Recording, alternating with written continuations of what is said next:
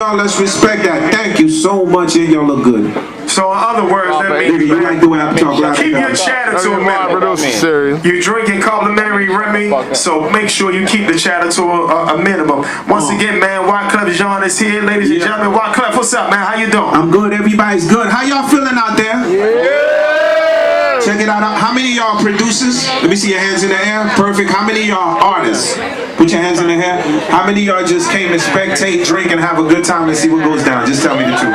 Okay, cool. We gonna get with y'all. Right. We don't do no line around here. That's not what we do. But once again, man, Wyclef, welcome. Thank you, man. Welcome to the Remy Producer Series, man. This is what you do. It seems like we've been doing this a lot lately. Yes, I'm part of the family now. I'm like one of y'all brothers, man. Me too. They made me part of the family. I'm the Haitian brother. It took a minute, but you know what I'm saying. I want to give it up to Philippe, man, the CEO of Remy is in the building. Philippe, ça va? Huh? Give it to Philippe, man. This is part of the reason why you in here drinking complimentary Remy. That doesn't happen that often, all right? But Wyclef, man, what's going on, man? Tell me what's going on in the life of Wyclef Jean. Everything is good. Real quick. I'm just gonna give y'all some jewels that I know y'all probably would never hear in life. I got a chance to work with Michael Jackson. If you got love for Michael Jackson, let me see your hands up. Okay. I also got a chance to jam with Prince. If you got love for Prince, let me see your hands up. I also got a chance to work with Whitney Houston and wrote My Love's Your Love. You got love for Whitney? Okay, so listen, I just gave y'all 3 people, so pick one and I'm gonna tell y'all a story probably y'all never heard before. MJ! Michael? MJ! Prince? MJ! Whitney Houston? The Whitney Houston story is good. I know the Whitney Houston story though. What's that? Michael Jackson? Alright, real talk. What's it? The Michael? Is good. Okay, Whitney, Michael. Alright, here we go. I give y'all both. I'll be real quick. So Whitney Houston, man, all you producers out there, the most important thing I want you to remember, when you're working with female artists, is very important, right? My success is the fact that when you see they at the top of their game, what makes you a good producer is you have to be able to communicate with them as a coach, right? So in order for you to take it to the championship, you got to give them the play and trust for them to play, you dig? So I get the call from Clive Davis. He wants this song from Whitney Houston. I'm nervous as hell. I sit on the piano and I'm like, my love is your love and your love is my love. You know, I get that call from Clive.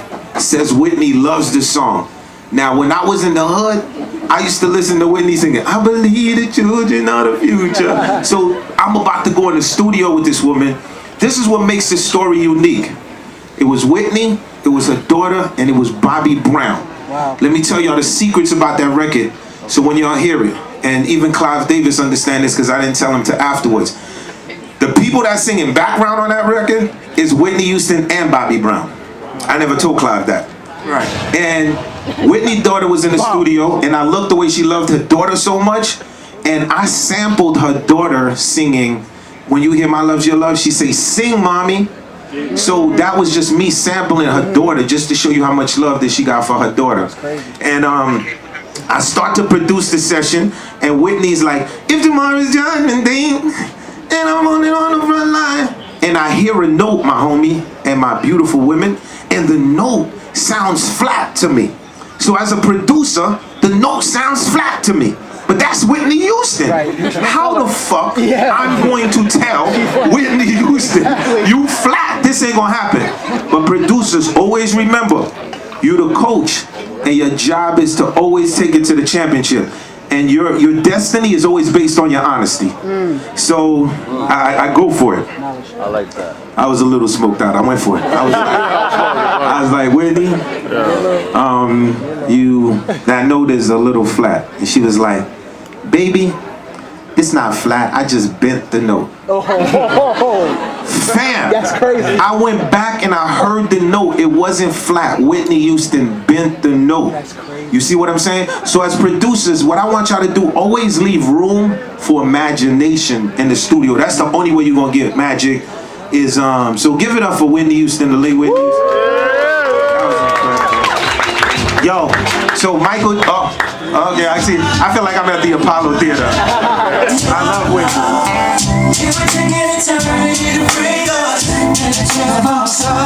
Hold on. So on that record, a lot of people are saying, my love is your love and your love is my love. And then all does, and then I'm a taco, then all does. So you know I'm Haitian. So they go up to me and say, yo, Clef, man, what's that line, man? I know it's a Haitian line, right? And I'm like, no, they changed the Amistad. I was watching the movie Amistad. You know, that's how that came out. Real quick, Michael Jackson. So, real talk. So me, you know, in the hood, we pranksters. So no matter where we go to, we keep that pranksters in the same crew. So I'm a prankster. And I get a phone call and it's like, hello? I'm like, yeah, what up? Yo, this is Michael Jackson. I'm looking for wyclef. Click. I'm thinking my dudes is pranking me. Calls back. Hello? Yeah, what it was? Wow. This is Michael Jackson. I'm looking for wyclef around here in Asia. I said, oh shit! Michael fucking Jackson's on the phone! Now I'm tripping, I'm trying to stay calm, you feel me? And Michael tells me he's coming to New York and he's coming to see me at Sony Studio in Manhattan. Now dig, man, I remember being in the projects, man. And like the first black person I saw on MTV was Michael freaking Jackson, right? I'm telling you, I got Jerry curls before dreadlocks, man. Burnt that perm just to see this dude. So here you go, Sony Studio, back elevator. I get the call from Skip, Michael Jackson's bodyguard. I'm in the studio with a lot of my friends. Brooklyn, Jersey, but you know how we move, the hood is always with me. So Michael Jackson bodyguard says to me, Clef, you gotta clear the studio. Michael Jackson's coming, clear the studio. Now I gotta look at my cousins, you know, original Shatta gang them, and say, yo boy, you know, I'm Michael Jackson, I come to the studio now, you know, nobody in the studio, so I know fucking around. So now how am I going to translate that? So I look at my man and I'm like, yo man, you know, Michael Jackson bodyguard just called, and you guys gonna have to go because Michael told me to. Michael Jackson, I say what? I'm blood clad Michael Jackson, I tell you clear the studio. And Michael Jackson don't put no money in my blood clad pocket. I tell Michael Jackson be easy, I just come in, right? So now this shit ain't going good because they trying to fuck up my money, you understand? Now while I'm arguing with him, I look in the back elevator, it's Michael Jackson coming. Mask in his face, Skip, his bodyguard is in the front of him. Yo, I remember he opens this door, right? Yo, fam, I ain't gonna even lie to y'all, yo. This is like, I felt like I was 6 years old. And all of my dudes that was in the studio with me, you know, a lot of them are dead now, God bless the dead. Most of them are locked up. Only 2 are left out. They looked at me, and the one that was talking that shit, yo, he turned to a little kid.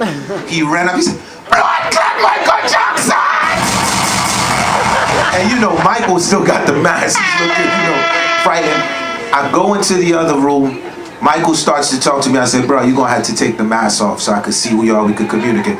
And he says to me, man, he says, you know, I was in Asia and I heard this song. It came on. It was like, going to November. And I saw the symphony and I was like, God, I got to do music with this guy. He says, you remind me of this guy from Jamaica who used to smoke a lot of stuff. And I thought he was talking about Bob Marley. He was talking about Peter Tosh. So I got a chance to be in the studio with Michael Jackson. So what I wanted to share with y'all, Michael Jackson, this is what I learned from him. When we was listening to the music, he started doing the entire beat with his entire body. So just because you producers don't play instruments, don't let no one tell you nothing if you don't play, because the symphony lives inside of your head. Michael Jackson played no instruments, but he knew exactly what to tell the musicians. So once again, I want you producers to understand the key to success is imagination as you produce it. So I just wanted to share that with y'all, my brother. Give it up for wyclef. So wyclef, let me ask you a question. From all of those stories then, how are you able to resonate now in what's going on right now at music at its current stage? Okay, so music at its current stage, I was in the World Cup, and so I feel it's like I funny. need to stand up with you, so I'm gonna stand. It's funny because, you know, when you leave the hip-hop radar, unless you got a song at the radio, no one's paying attention. So, you know, I'm at the World Cup with 1 billion people. And I wrote the World Cup anthem. And here goes how music changed. So I'm in the room, and Shakira comes in the room, then Rihanna comes in the room, you know? And Rihanna, you know, Rihanna got nothing but love for me. And she's like, yo, Clef, you know, she's like, I'm so happy you're doing music again. I need some reggae, I need some reggae, I need some reggae. This was our conversation. We leave, and it's not even a year later, I hear work, work, work, and all of that. So for me, coming back into music, the first EP I got coming out is called Juve. The Juve is Caribbean inspired, you know what I mean?